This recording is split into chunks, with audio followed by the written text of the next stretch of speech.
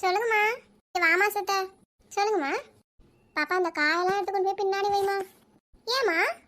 பொங்கல் வைக்கணும்லம்மா, அதுக்கு தான். அதுக்கேம்மா பின்னாடி கொண்டு போய் வைக்க சொல்கிறீங்க?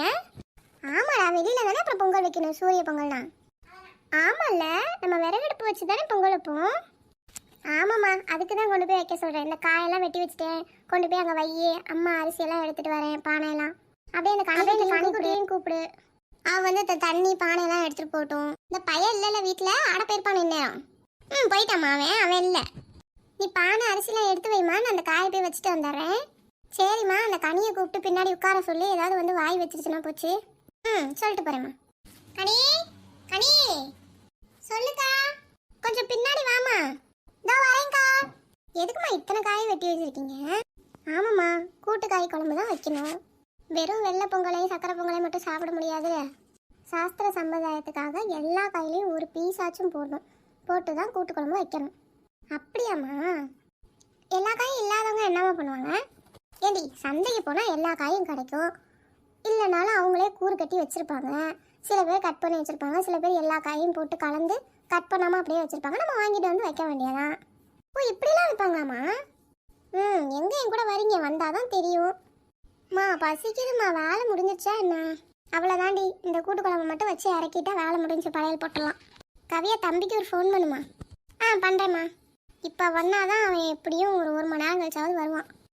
பிள்ளைங்களா, சூரிய பகவானை பார்த்து நமஸ்காரம் பண்ணிக்கோங்க.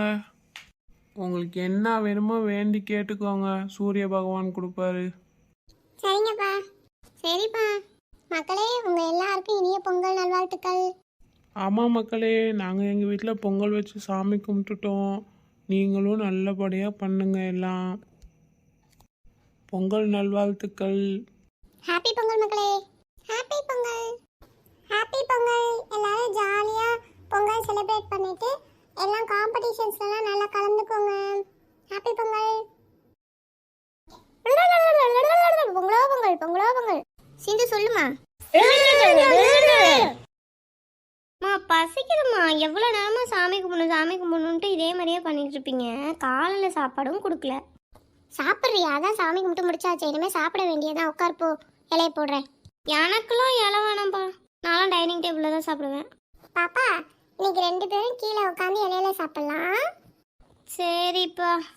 ஏன்ப்பா, டைனிங் டேபிளே உட்காந்துக்கலாம்ல? இல்லைடா, கீழே உட்காந்து சாப்பிட்டா என்னைக்கோ ஒரு நாள் தானே, நல்லா இருக்கும் பாரு. சரிப்பா. மக்களே, அனைவருக்கும் இனிய பொங்கல் நல்வாழ்த்துக்கள். ஆமாம் மக்களே, நம்ம வீட்டில் பொங்கல் முடிஞ்சாச்சு. எல்லாரும் நல்லபடியாக பொங்கல் கொண்டாடுங்க. இனிய பொங்கல் நல்வாழ்த்துக்கள். ஹாப்பி பொங்கல் மக்களே.